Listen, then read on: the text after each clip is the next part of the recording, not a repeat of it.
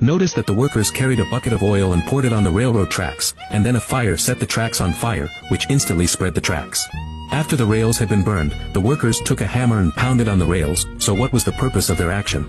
Did they want to bend the rails or destroy the railroad? Actually, no. The reason why they burned the railroad tracks was that cracks were created in the railroad tracks.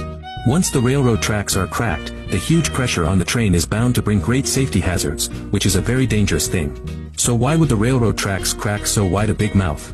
In fact, the railroad track is a section of the splicing together, the joints by the plywood and bolts to anchor.